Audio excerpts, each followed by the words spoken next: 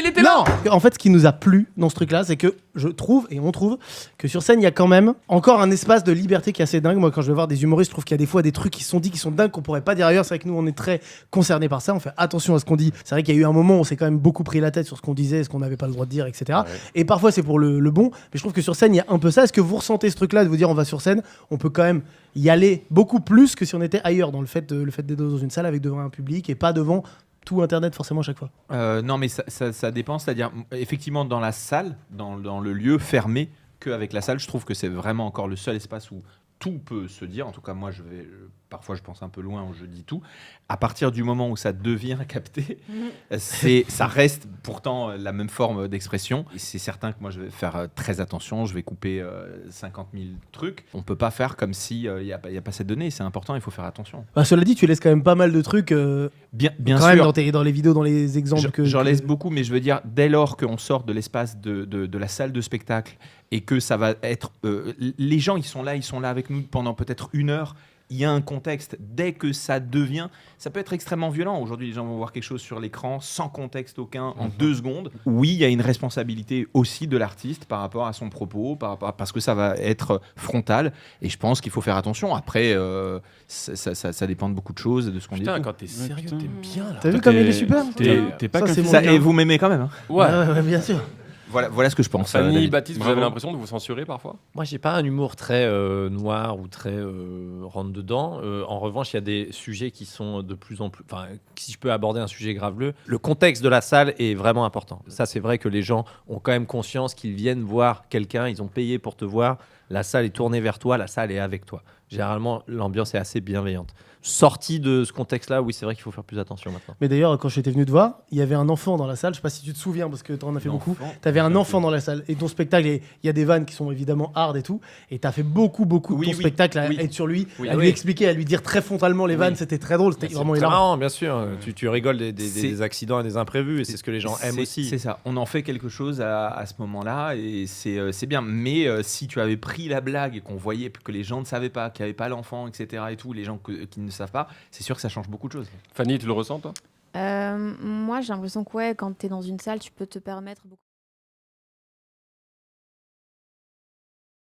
Exactement. Mais si c'est très bien écrit, tu peux me faire une la blague scène Professeur horrible. Folding avec Dave Chappelle et Eddie Murphy. Tu te souviens de cette scène ? Ça part de tous les côtés, on dirait un vrai central téléphonique. Les vannes sont vraiment très drôle, mais l'empathie d'Eddie Murphy elle est telle que c'est horrible. Enfin, vraiment, mais c'est encore une fois le contexte, il est posé via le film. Mais se moquer du physique et tout, je suis d'accord. Il y a une mode là. Il y a une vraie mode faut clasher le public, qui est telle que les gens. Je sais pas si ça t'arrive toi, Fanny ou Julien, parce que vous avez pas encore de spectacle. Non, mais il te dit, moi, je reçois des messages. Ouais, je serais au premier rang. Ma sœur a un pull jaune. Si tu pouvais la défoncer sur ça et ça serait cool.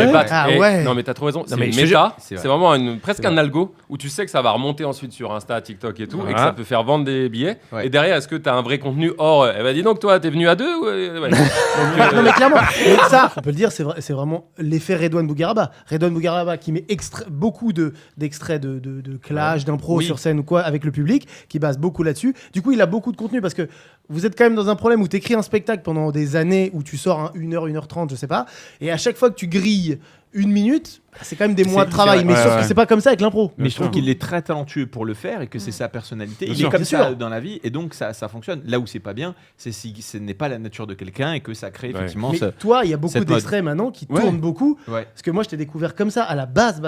C'est toutes les impros avec le public qui tournent beaucoup. Comment on vit ce truc-là ? Est-ce qu'on y pense quand on écrit le spectacle ? Parce que si c'est pas dans ta nature, comment tu fais pour avoir du contenu pour Insta ? L'avantage qu'a Julien, c'est qu'il a un clown scénique qui est très fort. Quand il rentre sur scène, il se passe un truc. Donc peu importe s'il aille sur du texte écrit ou en impro sans filet avec les gens, la salle sent le truc. Il y a même un phénomène où dans les comedy clubs, je suis bien placé pour le savoir avec celui que j'ai ouvert, c'est que les humoristes, dans le line-up, dans l'ordre de passage, ils aiment pas passer derrière quelqu'un qui a fait de l'impro avec du public. Parce que le public adore ça. Donc tu as tendance à avoir des rires plus gros en ayant fait de l'impro. Et toi qui arrives, tu as écrit ton truc toute la journée. Tu dis putain, moi j'ai un 5 minutes sur les supermarchés. Est-ce que ça a marché ? Tu arrives derrière, moi j'étais au supermarché. Les gens font il va parler d'un truc écrit. Donc les gens sont un peu déçus. Donc tu as ce vrai phénomène de mode là qui est bien. C'est très bien de mettre de l'impro parce que ça grille pas tes cartouches. T'as ton extrait pour Montreux et vous surtout qui êtes en développement, vous avez je sais pas combien de temps vous avez écrit pour votre prochain spectacle. Moi je vais griller l'intégralité de mon œuvre Aujourd'hui. Merci de faire ça. C'est pas grave, Ça fait plaisir ça. Elle a plus rien après. non, tu vas trouver. Non, mais c'est pas vrai. Non, t'as plus. Imagine, tu bides.